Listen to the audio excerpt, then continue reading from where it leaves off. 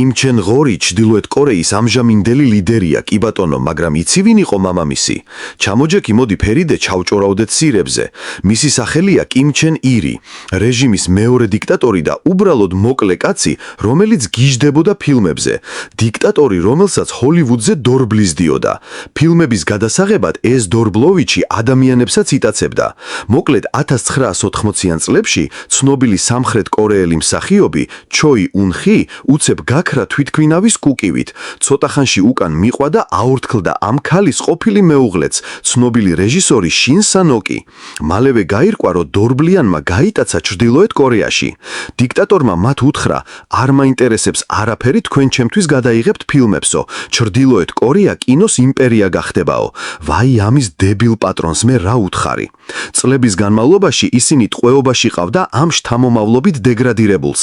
შეშინებული წყვილი იძლებული იყო გადაეღოთ პროპაგანდისტული ფილმები, მაგრამ ელოდებოდნენ შანსს, რომ მოეხიათ გიჟის ტყვეობიდან.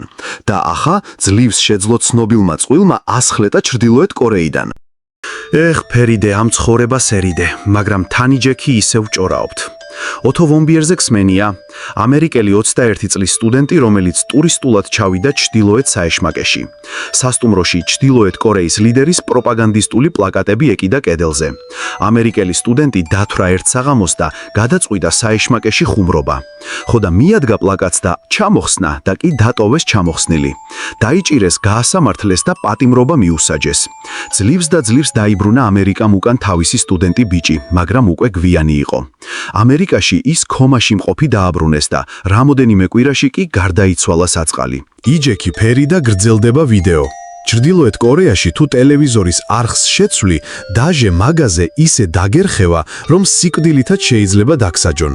ქვეყანაში არსებობს მხოლოდ რამოდენიმე არხი და ყველა ერთსა და იმავეს აჩვენებს, რომ მთავრობა ყავთ ყველაზე თესლი, რომ ხალხი ყველაზე ბედნიერად ცხოვრობს ჩრდილოეთ კორეაში და რა თქმა უნდა ლიდერია მათი ღმერთი. მაგრამ ერთ დღეს ერთმა ქალმა გოურისკა და იფიქრა, ვუყურებ ერთი ჰოლივუდის ფილმს, რა დაშავდებაო. რა დაშავდება ქალბატონო და ჩაუშვა ვიღაც მოკლე თანამემამულემ. შეიჭრნენ სახლში, დააკავეს, აკივლეს, აწივლეს და ბოლოს სიკვდილით დასაჯეს საჯაროდ, მხოლოდ იმიტომ, რომ ფილმი ნახა. ტვინი ამიფეთხდა. თანამემამულეებო, დაალაიქეთ მადლიზა ვიდეო. მადლობა.